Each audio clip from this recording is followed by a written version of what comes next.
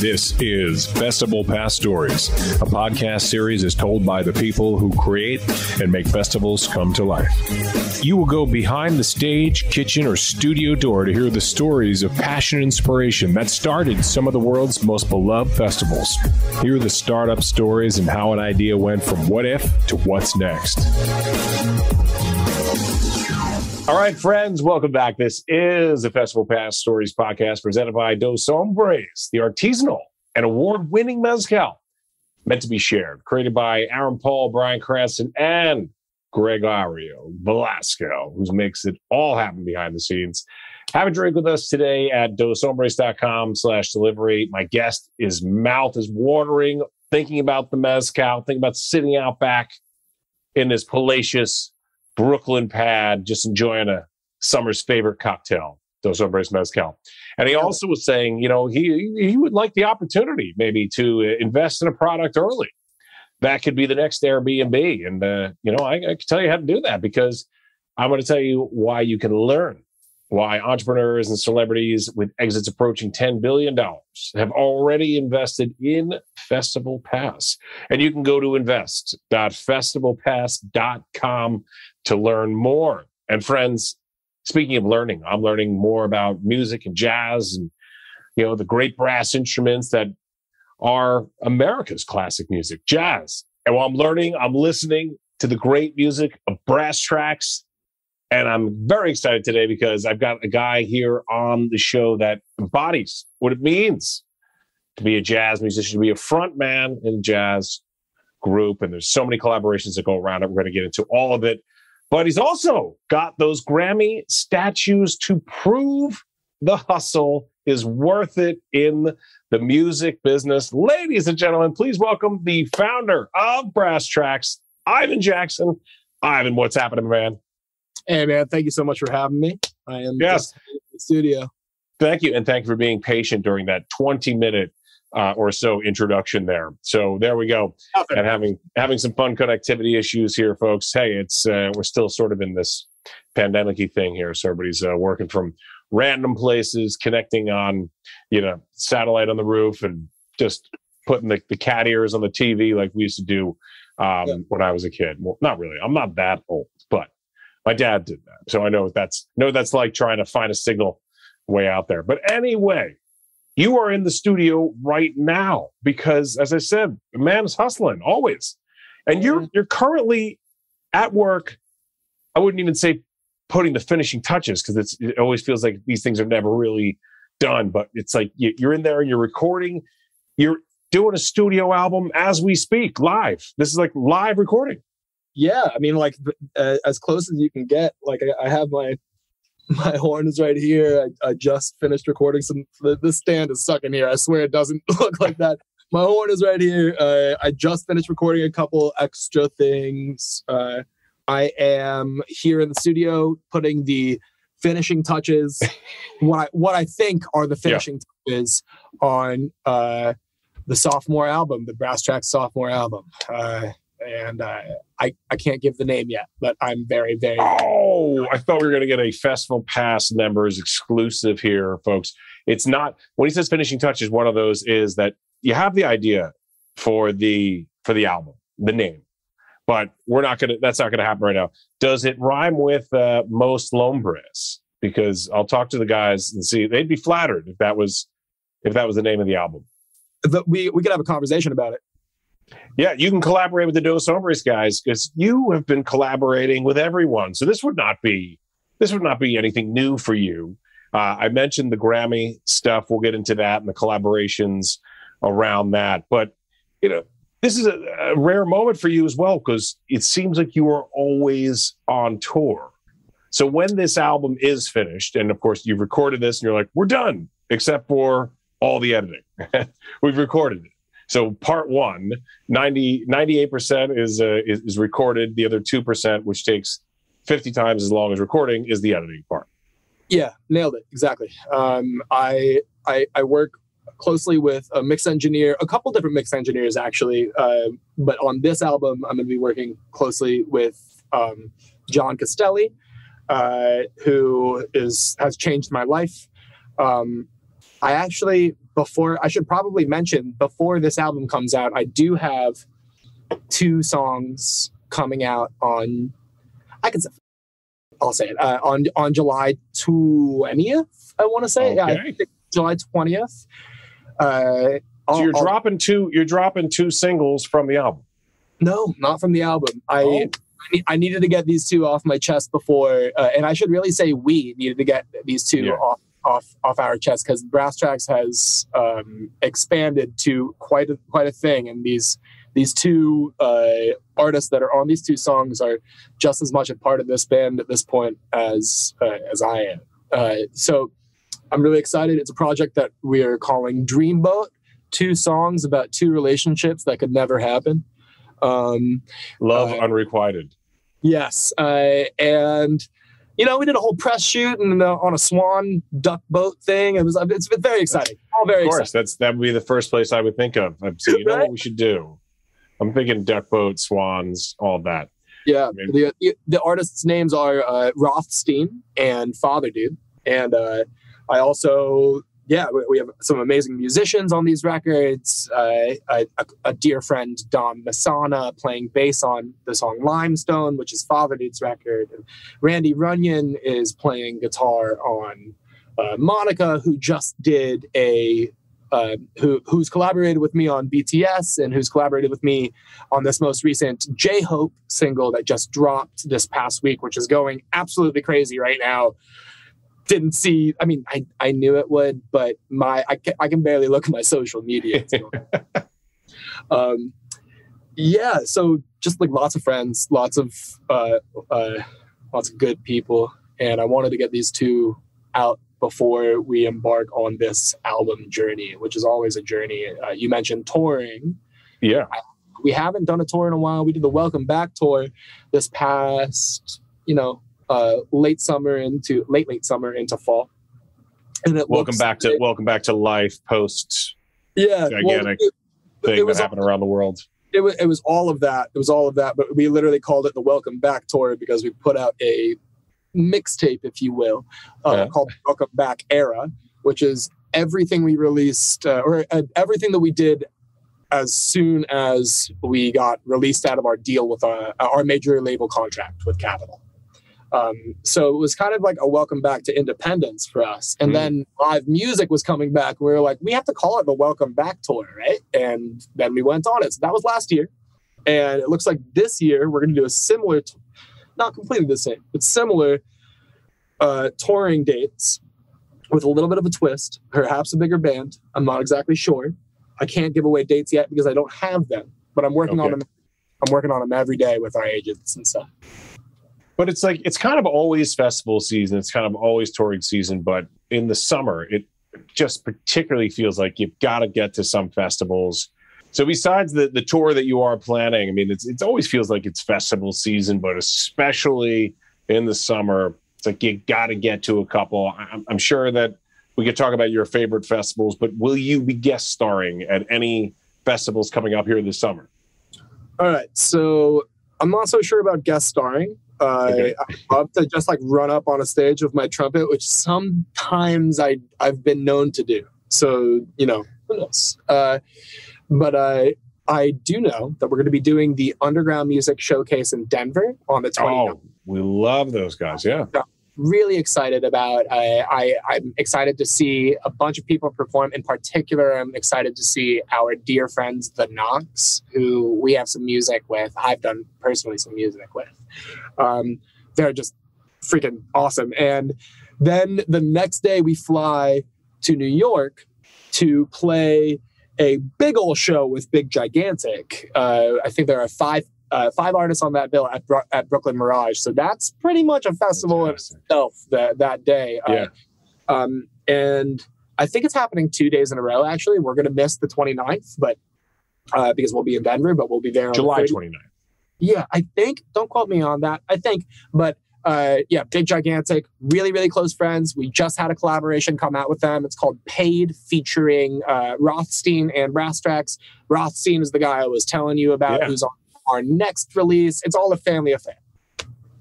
And is Rothstein, or was it Daddy's? Rothstein and Father Dude. These are Dude. some people call him Father Daddy. They're wonderful artists. So my circle, my writer's circle has closed up. I used to take sessions with people that it was hard for me to connect with on an extremely personal level, because just like the nature of the game of songwriting and stuff like that, in the music industry, is people will tell you that for a big song you should work with some big writers, because those big writers are the most experienced writers, and I just beg to differ. I've worked now I've worked with some big writers that I love dearly, and have smasholas hits, but I wanted to, and so it's not about are these writers good or not. It's about how personal can you get, and how much world building can you really do with someone that you're not super close with. So Rothstein and Father Dude and Adelaide James is another one. Jay Horde is another one. Cookie is another one. Jackson Lundy, Jack Lizard, these people that I work with on a regular basis have become kind of the backbone for writing with me. Even if we have to get that song cut by a different artist, like at least I can sit here with my close friends and work something out and make way more of a statement, because these are people I can just call. I can text them, I can call them. They can be over here once a week. They can be over here twice a week. In particular, in the past 2 years, I formed a writer's circle called Pastel Gray. I'm a co-founder of it. It's myself, Adelaide James, Father Dude, and Rothstein, and we've already got a couple cuts here and there. We're going to kind of embark on our own artistry project soon. But Pastel Gray has been our weekly sessions through the pandemic and afterwards. Our weekly writer's circle, those birthed a lot of songs that are going to come out through the Brasstracks network over the next year or so. Yeah, I feel like I've been living in a pastel gray for the last 2.5 years. Yeah. How does that process start? So do you have an idea for a song and something comes in your head and you got a beat, and then you put that beat down, and then you reach out to Father Dude or Rothstein? Or somebody in the circle and say, I don't really make beats anymore. I stopped making beats. So I don't really do that anymore unless J-Hope calls me. And you just did that though for J-Hope, right? Yeah. That's a little different because J-Hope is we're countries apart. But like, it's more so for the people that I'm like kind of obsessed with, and like anything they want. Like J-Hope can ask me to film myself doing jumping jacks and try to do a somersault afterwards. I'd be like, sure. How many takes do you want? Like I love J-Hope. Like whatever he needs. But in general, I don't really love making beats. I love making songs, and making songs you need to make what some people call a beat, right? I just learned after sending so many packs to so many people, especially after when we got our first Grammy nod with No Problem. After that, everyone thought that I'd just be someone that could. Excuse me. Bless you. Please. There we go. A lot of artists thought that I'd be the kind of producer that would be good at sending out beat packs, and I tricked myself into thinking that I'm good at that too. And though I think I'm okay at it, I know many producers that I've worked with that I think are incredible at it. So I'm not sure if that's the space within the industry that I want to hold. I would rather be the facilitator to make, I have artists that come into my studio and go to another producer and come back to me and be like, I can't do that shit again. Because what I did is facilitate the most safe environment to get the best song out of somebody. Oftentimes it'll be, I start with like one piano loop of 4 chords, and you take it, you bounce that, you pitch that down, you add some crazy effects on it, you make it sound like you're in this like weird VHS land or some shit like that. Who knows? I don't care. Build the world first, but make it really minimal, and then go to the artist and be like, all right, what are we talking about today? Whether that's And it's not as like corny as some people think. Like some people think it's like, okay, what happened to you this week that what do you want to talk about? No, you don't have to talk about that. Like you can build a character. I write with a cat named, I forgot to mention, I write with a cat named Gabe Gill, who I think is like mind-blowingly good. And I do this with Rothstein too. Just come up with random characters. Gabe is going to release a song soon called Robbie that, like, I guess he can relate. It's about a guy named Robbie. Yeah. I guess he can relate to Robbie. Robbie doesn't. The first lyrics are Robbie has a family he's not too proud of. Like, and it just goes from there.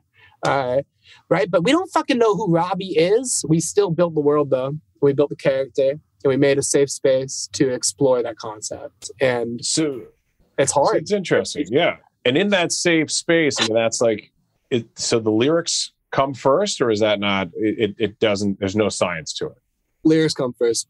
I mean, like a backdrop needs to come first, really. But after the backdrop, straight to the lyrics. All I try to do is minimal writing. As minimal production over here as I possibly can. Is this not on? So, like, if I have artists like in my over here in this room, you can't really see, but I have a writer's room in there, and this is like my little space. Cool. This is my little space to do the things that I want. I could just do. Oops, sorry. I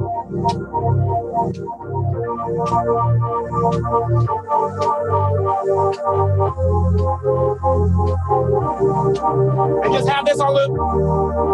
Yeah. So I just have that on loop. I do that in like literally 2 minutes, whatever the fuck it is. I'll just look at the artist and be like, do you like it? Is it cool? I don't like from there. I'm like, the drums can go boom, boom, boom, boom, boom, boom, boom. No, we're not. I can't get there because now that we have that, we're playing over this. We're talking about what the hell is this song about now? Because now that we have a backdrop, so what does that sound like to you? Yeah. And I get some crazy answers, man. Like you get some someone like, oh, that sounds like, a lot of times you turn this chorus on the Juno on, sounds like rain, sounds like or a mist. You can kind of hear it. But it's like the classic chorus sound of the Juno. So, it sounds like rain against the window, and I don't want to wake up. And I'm like, okay, keep it going, going. Where can we go with that? And we get a really good concept. And that's the biggest thing. The thing I'm most proud about on these next Brasstracks releases that are going to come out over the course of the next year and a half. There's nothing, we don't waste lyrics. Like, everything is a story. We call wasted lyrics low-hanging fruit. There's no low-hanging fruit in here. It's all being used. It's all really good, like really good story writing. So we're picking it off, we're putting it in a smoothie, we're making a song. We're making the damn smoothie. Yeah. And it starts with the lyrics, folks. That's how it goes. So that's kind of something for an inspiring songwriter out there who may not really be great at it, may know a little guitar or something. Put their thoughts, get into that safe space, put your thoughts on paper, and then team up with someone like you and say, here's my lyrics, this is what I'm thinking, but I don't have the music. This part, co-write, please. If anybody could watch this and take one thing away from watching this, us talk right now, is co-write. When I was on Capitol, we signed, and I was like, oh, I've been working with people. I could just like write my own lyrics and like, but maybe I'll even sing them and it'll come out. I think that was a huge downfall for me because I thought I was barely a writer, and I just thought that I could write my own shit, write and pen my own shit because I know melodies like the back of my hand, and I'm okay at chords and shit like that, and I play instruments and I can kind of sing, so I could figure it out. My lyric game was because I was at the beginning of my lyric writing journey. It was not good, and friends like Father Dude and Rothstein be like, yeah, you just need to work on this more. I don't think that this is it. Like, there are some records that were like, oh yeah, you came close, but the through line through all of them that weren't hitting was I wasn't using a co-write. I wasn't trying to get with anybody else to play ping pong with, have ideas with. I was just flying by, what is it, the term? Flying by the seat of my pants? Seat of your pants, yeah. I don't know what the hell that means, but that's what I was doing. And so the songs weren't good, so they didn't come out. And I started writing with Roth in particular. I started writing with Rothstein. And I started writing with Father Dude more. But prior to this, I'd just been producing for Father Dude. Now I started writing with them. And every time I gave a lyric for like a year and a half, 2 years, everyone just said no to me. It was just like, that one's corny, Ivan. It took forever. But now, like, artists come to me because I'm a better co-write than the co-writers in LA. So you just have to work at it and work on it with co-writes that are way, way, way, way, way, way better than you. And you soak it all up like a sponge if you love it. So you don't pretend you're the smartest person in the room, even though you've got trophies to prove that you're good at what you do. Everyone around me is better than me. That's an excellent way. We could get a lot done in this country if you could get that philosophy out there to some other people that are a little bit further south from us right now. It would be such a silly waste of time if I didn't. I mean, now, I do things that everybody around me cannot do. And I also position myself that way purposefully. Because I like to be needed. I like to have a part for people to know, like, oh, that's got to be run through Ivan first. I like that. But at least like 5 things, everybody around me is better than me at least like five different things. Then I'm like, oh, no, please, you do that one. Well, it's excellent for delegation. Not one of my strong suits at all. But how did you meet Father Dude and how did you meet Rothstein? These are the people that you're moving forward with. How did this all kismet happen here? Well, shucks. Okay, so Father Dude, I met in 2015. In the maybe 14 potentially, but I'm going to say 15. This is a long story. Jeez. Okay. So in 2012, we can unpack it. Okay. In 2012, myself and a collaborator named Jonathan Stein opened an audiovisual production company, like a kind of one-stop shop for the self-promoting musician kind of thing called Candid Music Group. And basically, it was a fancy way to dress up a kind of like shithole loft in Brooklyn where you could record anything you want at any time you want. We had like a backdrop for photography that was like, it was okay. But it was a haven for artists to come in and out of. And it was a beautiful place for while it lasted. It was really cool. And I met Father Dude there. He was having a session with Jonathan Stein, actually, prior to having a session with me. And I kind of... I met him, we just connected, and he was also working with another producer that I still keep in contact with named Stint, who's done, if you look up Stint's production discography, he's done a lot. And me and Father Dude just clicked. I think I've had, I don't know how many songs I've done with him at this point, and I don't know how many songs we have out together. There's a lot. Rothstein, it feels like I've known Roth the exact same amount of time, but I haven't. It feels like I've known Roth since I was like a baby, but Roth is kind of entered my life in 2019, I want to say. He was working with another producer, Gabe Monroe, my little bro. I've known him since he was 14. And I heard this guy's lyricism, and we wrote one song together, and it was like we were best friends the next day. And making music with your friends, there's nothing better than it. So the dream. It's the dreams. And so over 2019, I started to lean in, and 2020 pandemic hits, and I'm like, well, me, what am I going to do? I'm in New York. I'm not going to LA to do what I normally do, like spend a month, 2 months. And so I leaned into writing with my friends, and I haven't looked back. And so you mentioned back when you were 14. So then you went to the world famous LaGuardia High School that the show Fame was made on. I think I saw it recently that came up in a trivia question or something, that show was only a couple of seasons, but it was really, I was a kid of the 80s, and that was something everybody remembers, the song, the theme song, and the characters in the show. And guilty admission, I've never seen Fame at all. Any of the remake. They did do a remake that kind of fell flat. Yeah, there we go. It fell flat for sure. Yeah. But I think that they might have used. You know what? I'm not going to pretend like I know anything about the Fame remake. I'm going to. But you went to high school at LaGuardia High School. Yeah, excuse me. Yep.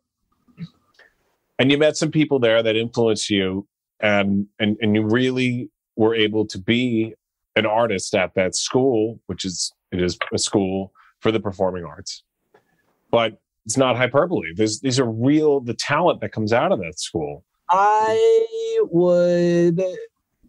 Oh man, the way that I want to big LaGuardia up so bad. I can't. I unfortunately can't. I got to give my credit to Manhattan School of Music pre-college. That's okay.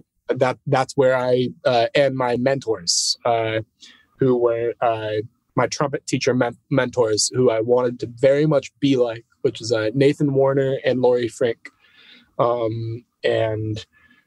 It wasn't LaGuardia for me. I kind of felt I wasn't an awesome high school kid. Like I was kind of a brat, and I a little rebellious. But in these spaces that were really, so you were a teenager. Well, I was like a teenager. But in these spaces that were really, really serious about music, like in my private lessons or in my jazz ensemble or big band. On Saturdays, like I didn't have Friday nights with friends. Like I had to go to bed early because I had to be at Manhattan School of Music at 9 or like 8 in the morning, depending on the day. And I had to go learn. And I have to thank my dad for that, because my dad to this day runs that program. And just kind of put 6th grade, I've been playing trumpet for a couple of years. I've been playing piano for a couple of years prior to that, guitar for a couple of years prior to that. And he was like, put him in, just throw him in there. And you threw me into the deep end. And I didn't look back. And from 6th grade, I knew there was nothing else in my life that I was going to do except for music. Yeah. To be fair to LaGuardia as well, I mean, it is a public high school in the biggest public education system in the country, in the biggest city. So I guess it would always have its limitations, but definitely, I mean, you still fondly remember certain things about that outside of your rebelliousness there. The things I fondly remember about LaGuardia are more so like classic high school things. Obviously, in a little bit of a different scope, because LaGuardia is not a classic high school. Like we had majors. Like I was an instrumental major. There were drama majors. To this day, one of my best friends in the world, it was a drama major. One of my other best friends in the world is a dance major. We just went to visit.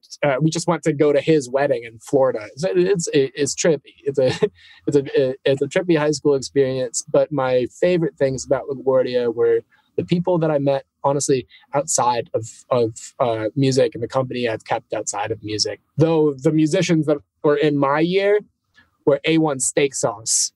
Like we had good musicians in my like I can't front. You ever heard of Lucky Chops? Like that came out of my school. I would like to put some A1 sauce on Lucky Chops. That sounds delicious.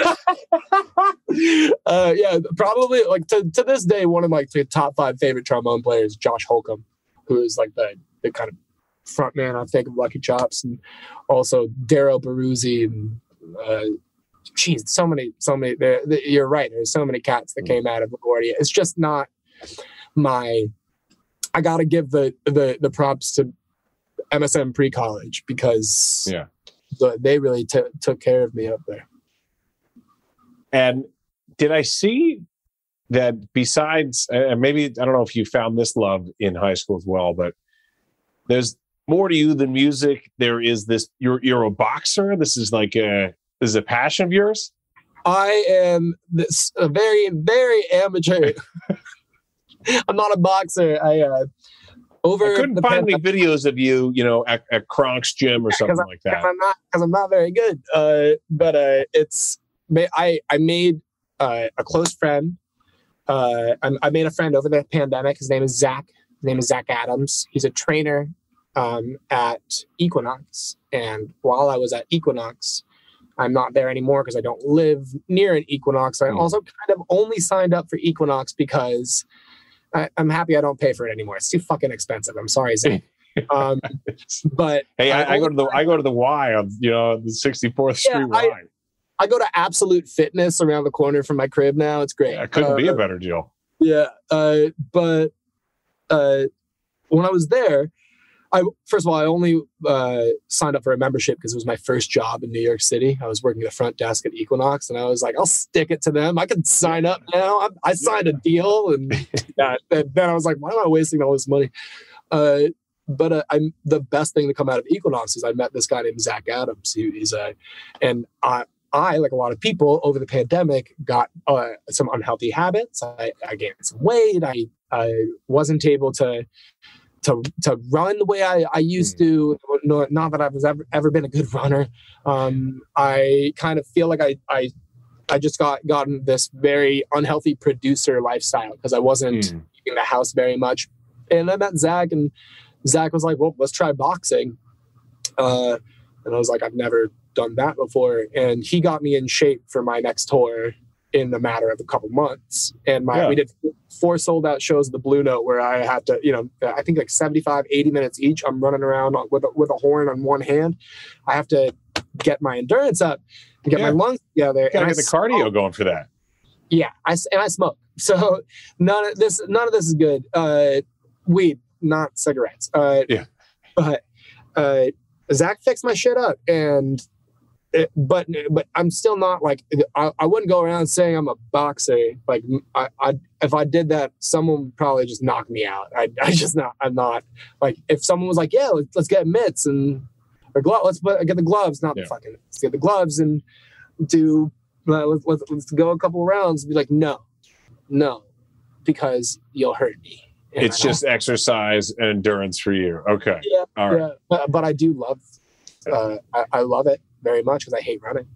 And I love that this is where we are now, that people would be offended if you smoked cigarettes, not that you smoke weed. Like, how dare you smoke? It's like, now it's like, no, it's just little weed, folks. It's not tobacco.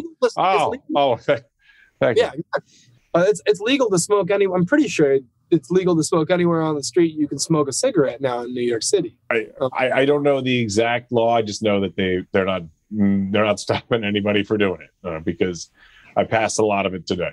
Yeah, I didn't pass any of it today, but I passed by a lot of it today. Yeah, you see, which is a stark difference from when I was 16. When smoking on the street in New York City in 2008, bruh. Wasn't happening. Different. No. Even like 2011, when we were in college, when we were on the street, all of my friends got arrested for weed around that. Like arrested, like put in like in the not really taken down to central bookings, though that did happen a few times, but like thrown in the precinct for a while. Like so stupid.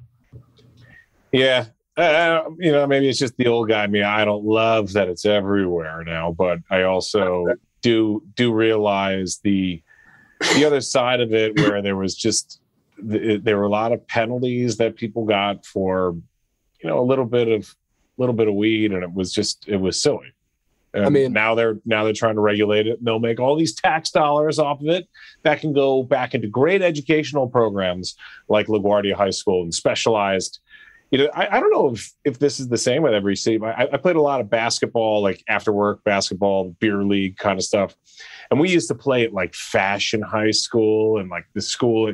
New York City has so many specific, vertical high schools, not just, there's so many places. Like if you are like a prodigy or not even a prodigy for something unique in a specific field, if there's plenty of high schools for you if you don't fit into the norm. Oh yeah. There are schools like that around the country too. But not quite like New York City as far as I can see. Yeah. And speaking of the norm, whenever I think of a front man in a band, I'm seeing that person on mic, firing up the crowd, screaming out lyrics from the throat. You're a very unique frontman where you've got all of that energy, but you're on your horn, and your style is that you're almost singing the words, but you're like, you're pointing to yourself. You're almost doing like sign language and letting people play along with it. But what is your secret to connecting to the audience if you're not saying "sing it with me" or something like that? Because you do. I've watched the audiences going crazy. Well, first, thanks. Without a lyric coming out of your mouth. That's awfully nice of you. Thank you. It goes back to, okay, so I can tell you the first time that there are two specific times that I've been like real moments for me where I've realized what I think that I need to do to connect with people as a horn player, and not a horn player that's like as I said, a horn player cosplaying as a singer, like so a horn to compete with the singers. Because my biggest thing, I don't want to be shoved in the back of the band, and that's what they do to horn players, especially trumpet players and big band. We're the last line of we're the only ones that stand up. Everyone else gets to sit down in the big band, but we're in the very back. And there's a reason for that because of the way it all projects. If a singer hires horns for their gig, guess where the horns are? They're in the back, they're on the left, they're on the right. That's cool. I totally get that. It's just not what I wanted for my shit. Yeah. I don't want to knock anybody that does that, obviously, but I also kind of wanted to be an example for anybody that didn't want to fuck with that. And so I had to compete with the singers. And I used to play at every Thursday night, maybe every Tuesday night. No, Thursday night. Jeez, it's been so long. Every Thursday night jam session that happened at Arlene's Grocery. It was a hip hop jam session. It's called The Lesson. It was run by Lenny the Ox Reese, who's a drummer. I think that I said that right. Sorry if I didn't, Lenny. But come on, Len, we love you. Totally a homie, and unbelievably good drummer. Pretty sure still taking care of the DJ Premier gig right now, which is quite a gig to have. There is a rapper to this day that I sometimes see around. His name is Phase One, and he said that it looks like how I play and how I phrase sounds like I'm rapping. He told me that when I was like 19 or 20, maybe 21 or 22. Wow. And I thought that was, and I was just trying to do things that were both rhythmically interesting, digestible, and then also like melodically just digestible in general for an audience that doesn't necessarily want to listen to a horn player just like, lack of a better term, blow their load all over a really beautiful backdrop. You got this great rhythm section and horn player, saxophone player, trumpet player, trombone player, just I don't want to do that shit. Like not in that context. Yeah. So he said that to me, and I really looked up to that guy. To this day, I still do, and I was like, oh, maybe that's a thing that I do. Maybe that's a thing that I lean into. And then there's another guy named Matt Doe, who is also one of my best friends in the universe. We came up playing trumpet together. He is the trumpet player in a band called Too Many Zoos.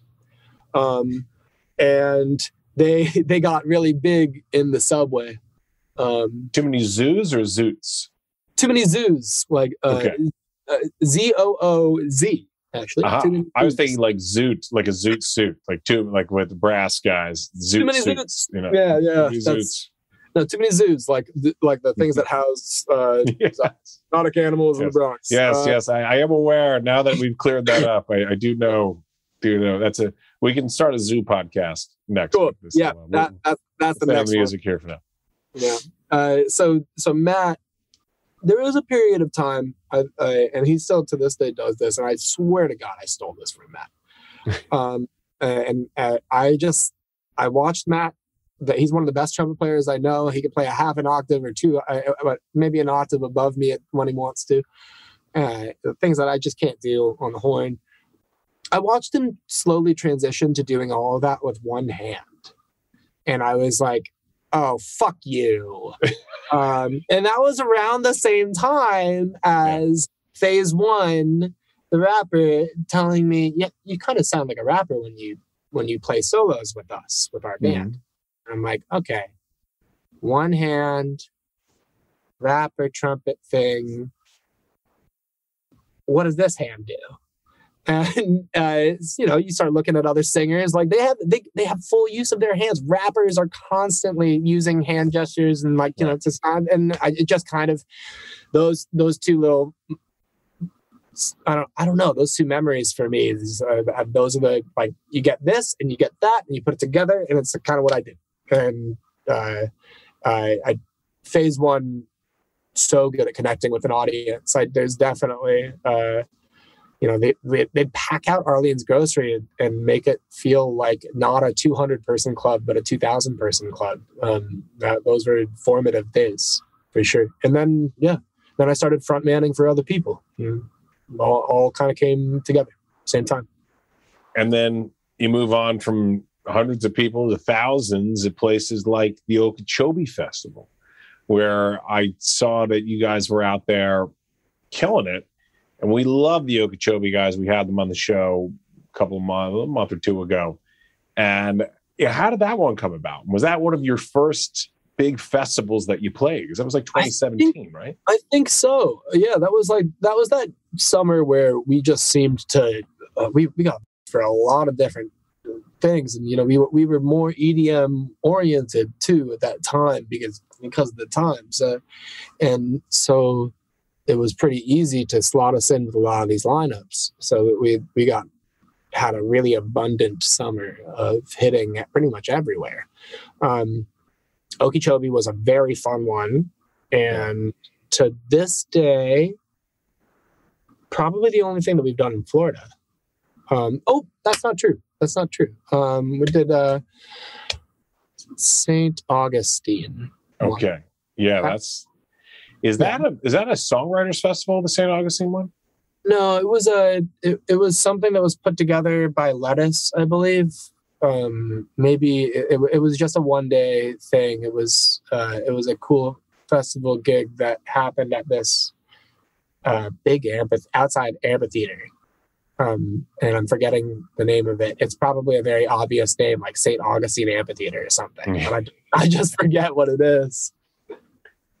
And you have collaborated with so many different artists over the years. One of them that you mentioned before, I also collaborated with. So I get a feeling that your story with BTS is going to be a little bit more exciting than mine.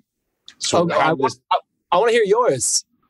Yeah, I don't know if the folks at home want to hear it, but I'll just give a quick one. So I'm an auctioneer, and I host all of these different charity events and big stage events. Not as big as an Okeechobee festival, but sometimes there's 1,000, 1,500 people there. And during the pandemic, we're doing virtual events. I did an event for the Korean American Community Foundation, and they had BTS, and I was like, guys, if you give us more money, BTS comes out faster. So don't let me hold BTS back. And we broke fundraising records because I was like, the faster you get, the faster we get BTS out here. That's incredible. BTS Army came through. So the army heard about this, and I love the Army. They're amazing. So these messages are coming across the screen, and I'm reading them, and it's like, thank you, here's $20,000. Thank you, KACF, for the fantastic work you're doing in our community when it's needed more than ever. Then the next message was like, the next message was like, I'm reading it off, and it turned out that it was somebody from the BTS Army that had me do the roll call of all the guys in the band. And it ended up getting on. Did it go viral? I'm not sure. But I was never named in any of it. It was just me on a tweet being passed around the BTS army like, we got him to do the roll call. That's amazing. Yep. And it was just, there was just, yeah. The army is the very best. So now that we've got that out of the way, collaborating with BTS, how does this come about? I don't know how any of this shit comes about. I'm a real lucky trumpet player, producer guy. BTS was playing a song in one of the in like the background of one of their videos, and one of our fans noticed it and tagged us on Twitter. It was a song called "Vibrant" featuring Pell. Shout out Pell. And I was like, that's cool. And I think I quote tweeted it like, okay, BTS knows who we are. That's pretty sick. Because it is. Because, biggest freaking band in the world. Like, I'm like, and they're incredible. And I'm like, how the hell do they know us? So I think that was like a year after that, maybe like 8 months after that, we got, so I quote tweeted that and Army picked it up, found it viral. Like, but I think there's a difference between like just regular viral and viral amongst Army, and it's just like the Army, like Twitter and Instagram network, more so Twitter even, is just fascinating and really cool, and they can pass around information like that, and it's sick. Down to who's being mentioned in Instagram stories and stuff, just so everyone can keep up and stay on the same page, and it's pretty cool. I mean, it's deeper than that, but I find it fascinating. So, what I also find fascinating is that I'm pretty sure BTS pays attention to that, because like 8 months after that, we got hit up in our we got an email from Big Hit, which is the label, and asking for just beats and ideas and stuff. And I've sent a few packs. As I said, I don't like to send packs, but I get that email, I'm sending packs. I'm making I'm clearing every rule.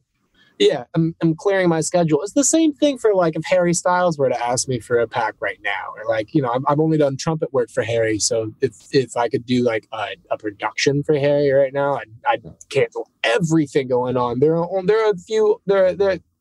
a bunch of artists actually that I'd drop it all for. Friends, he's being very humble right now, and he says, "Oh, he just played a little trumpet in the background of a Harry Styles song." No, it was Watermelon Sugar. And it was nominated for a Grammy, and the song won the Grammy. So, yeah, that part. So this is amazing. This is like you're just grazing. You're over this grazing, if that was even the right word. You're just I think it's just no. It's just going. And then there was the Harry Styles thing, but that's it. You also collaborated with Chance the Rapper and Harry Styles, and these were between those two collaborations, 3 Grammy nominations, 2 wins or 3 wins. It all depends on how you're counting it. It all depends. All right. Well, let's play a little game. How many Grammys does Pat have, and how many Grammys does Ivan have? You're winning already before we even start, because I would say just being nominated would be a thrill, right? Isn't that what you're supposed to say, to be gracious? I'm good on my career. I brought my mom. Like, I could quit tomorrow. Like, I could quit yesterday. Like, you can't tell me shit. I brought my mother to the Grammys. Like, it doesn't matter if I win, doesn't matter if I lose, get disqualified. I brought my mom to the Grammys. We went to the after parties afterwards. She called Skrillex to his face. I win. It was incredible. Yeah, you should have heard what I called him when I met him. But so this is the dream, to be nominated. This is the top of your profession, the Grammys. Some people try to play these things down. I never understand that when certain people like Drake I don't go to award shows or whatever, and it's like, why? This is This is the height. This is the top of your. You wouldn't go to the Oscars if you were nominated. Of course you would. I mean, this is just. I guarantee if Drake ever gets the acting career going beyond Saturday Night Live or something like that, he'll go to the Oscars. Hey, go to the Oscars. Yeah, Drake's and best supporting actor in a in this role. It's Drake, and he's like, no, I'm not going. Drake is going. Drake's a great actor, actually. Like if you've seen his music videos, he's a pretty sick actor. Yeah, I can't actually wait for that day because I know it's coming. It's coming. He's been there before. He was in, he's done Degrassi and stuff like that. I don't know. I don't want to harp on Drake, but yeah, that's true. That's true. I forgot. That's kind of how he got his start. Canadian Degrassi, the remake of Degrassi Higher was the original. It wasn't the original. He would have been the OG. Was it the original Degrassi Higher? Yeah, Drake. Yeah. But speaking of Drake and Saturday Night Live, you have also been Brasstracks has been on Saturday Night Live. As you said, you don't know how these things happen. They just kind of happen. But SNL, for a kid who grew up in New York City, to be able to take the B and the D train, 2 stops to 30 Rock, get out, and be performing on Saturday Night Live. Okay, the Grammys are one thing, but that's ridiculous. Yeah, pretty crazy. I think I did it twice. I did do it twice. We were playing with, the first time was with Mark Ronson and Miley Cyrus, and that was wonderful. And I got to play Juno on one song and guitar on the other, neither of which are my main instruments, and I had the time of my life. It was great. And shout out to Mark and Miley for being such gracious hosts of us. That was fucking amazing. And then the second time was very special because it was Watermelon Sugar, and that was a very big, special, memorable performance of that. But I also got to bring that horn section was the exact same horn section from my old brass band before I left to do my thing with Brasstracks and my band. The dudes I was like roughing it with in a 15 passenger for a long time. Wow. So yeah. So you said for this one, I'm going to bring the best, and you gave them a call and you said, guys, I've got a gig for you. It's not a mutually agreed upon date. Here's the date. It's happening. Join me at 30 Rock. We're back. We're going to be the horn section for Harry Styles. Yes. Mind blowing. And Harry came up to we came to our tiny little dressing room, and the SNL dressing rooms are so cool, so cute, and walked in and shook all of our hands.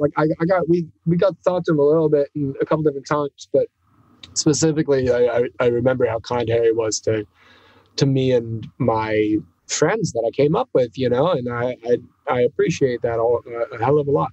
Yeah. If BTS is the biggest band in the world, he's the biggest solo artist in the world right now. Yeah. I mean, Harry's my hero, man. Harry's my hero.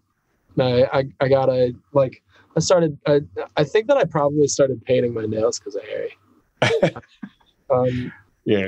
I haven't gotten there yet, but look, I'm open to many more things these days. You can You can get Harry as my hero next to the broken trombone tattoo. I want to hear the story. Broken trumpet, Harry is my hero. So you can get that as a tattoo. Harry is my hero, and you can have that next to the trombone and then the broken trombone. Yes. So the trumpet and broken trumpet. Did I say trombone? Yeah, it's okay. I want to. That would be a much larger. You have to go that way with that tattoo. You can't go this way. That's true, and it would be very broken. It'd be very broken. Yes, trumpet. A broken trumpet. But this happened on tour during a live show. You busted one of your horns. You really did your research. It's incredible. Yeah, I busted not one, not two though, but 3 horns over the course of 1 week, and then I was like, okay, I'm gonna get this tattooed on my body, so I remember not to do this because I think that I spent breaking them. Yeah, it was bad, but that being said, it was also we were opening for an artist and they wouldn't move their lighting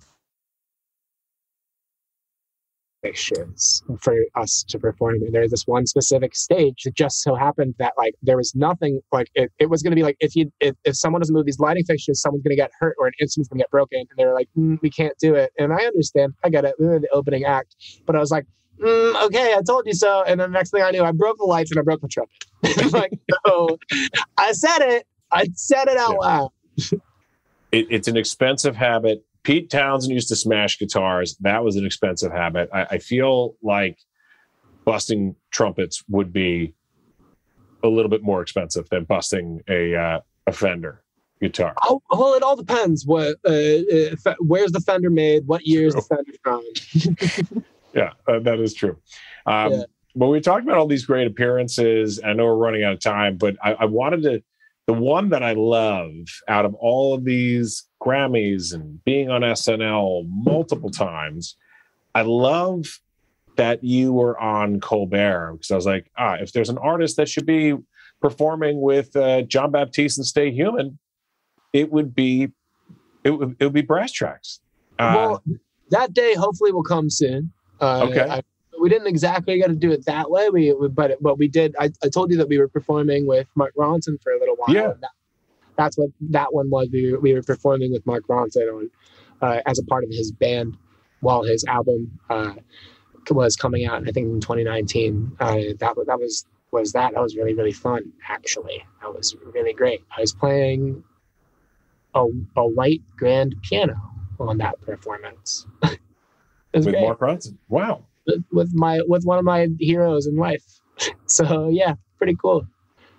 And that white grand piano, was that John's piano you were playing, or was that a completely different piano they brought in? No, different piano.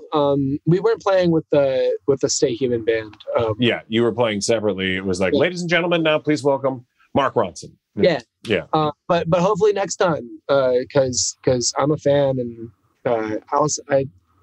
John probably doesn't remember this, but while he was over at Juilliard, I was at MSM, so we crossed paths a lot.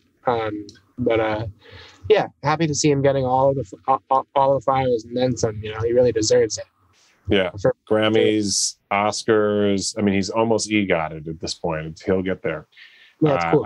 They probably have. They've probably won an Emmy. I mean, the show's won it. The show's won it.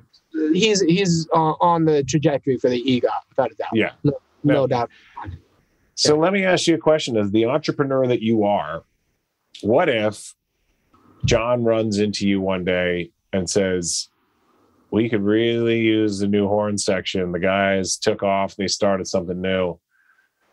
Maybe just for a year, would you join us? And would you do that 5 nights a week? It's really 4 nights a week. They do Monday through Thursday. You wouldn't do it. Wow. I can't. I'm not that horn player. Like when Harry calls me, I drop everything. Like if J-Hope calls me, I drop everything. Mark has to call me, I got to drop everything. I can't commit myself for a year to anything. Yeah. I can't even I want to get a dog. I can't get a dog.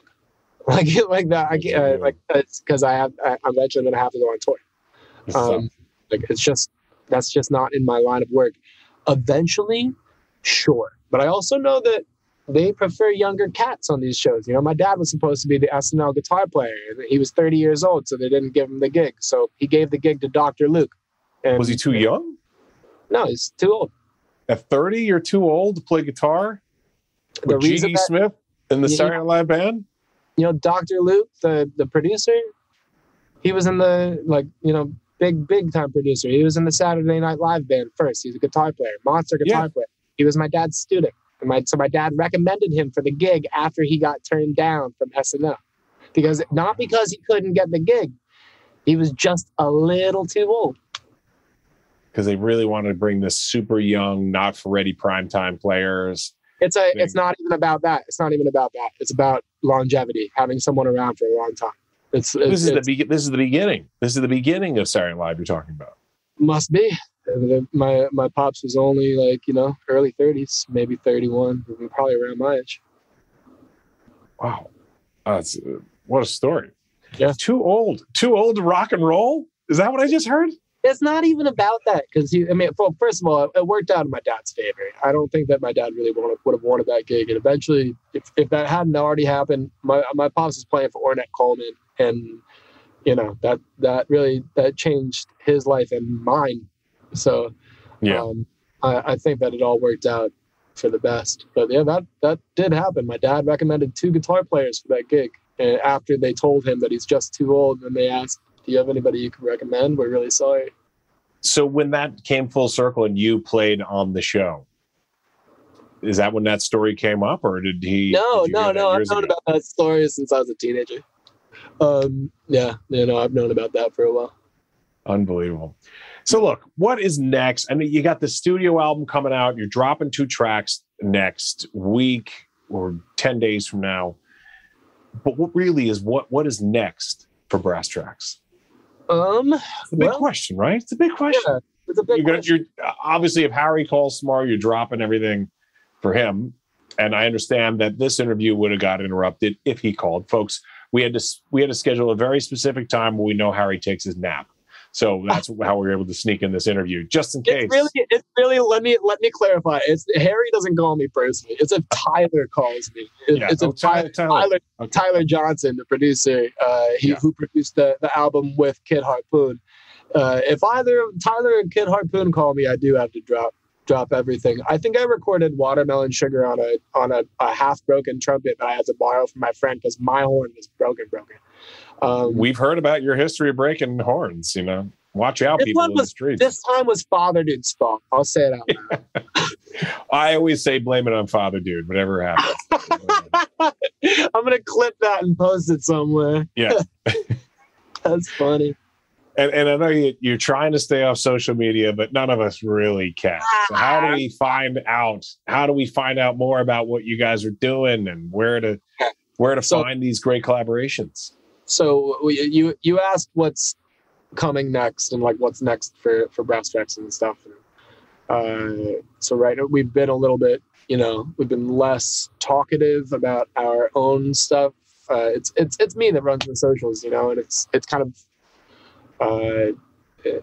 So I like to present Brasstracks as a bigger than me thing. It started with me and Connor, even though I've always kind of been architecting it, Mm-hmm. And then it kind of grew to me and Connor and some horn players when we were on tour, and then a manager, and then 2 managers, and then a booking agent, and then a tour manager, and then all of a sudden we added a singer for every tour. And I'd be remiss if I didn't shout him out more than once. It's Jay Horde, who is, in my humble opinion, the best singer on this planet Earth. Is this humble little blob that we got.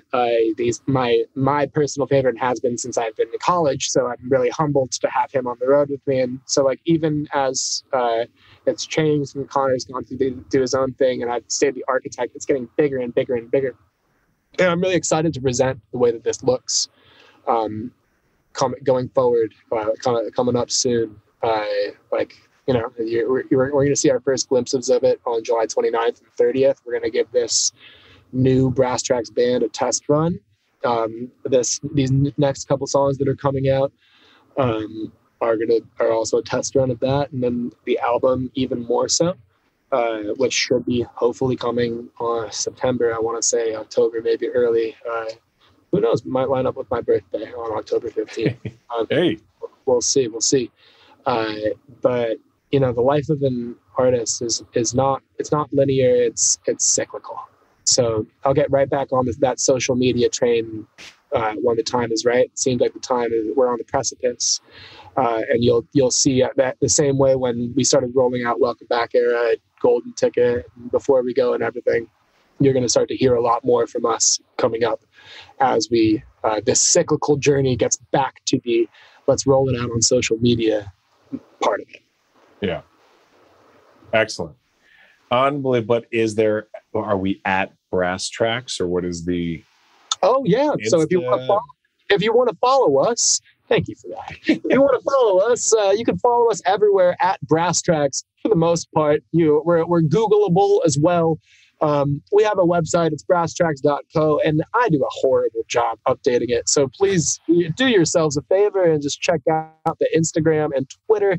I'm a little dumber and sillier on Twitter and a little bit more serious on Instagram. So pick your poison.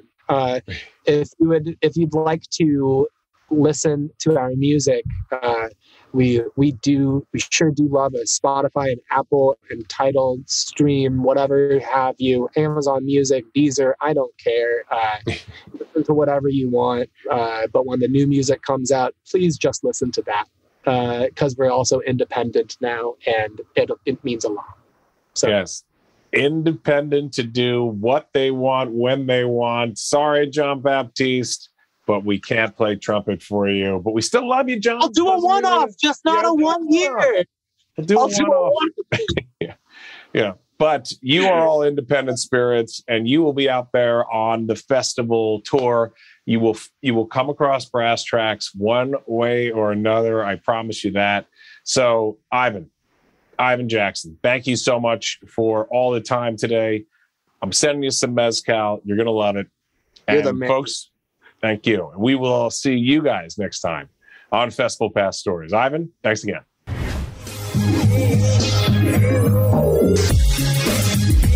This is Festival Pass Stories, a podcast series is told by the people who create and make festivals come to life. You will go behind the stage, kitchen, or studio door to hear the stories of passion and inspiration that started some of the world's most beloved festivals.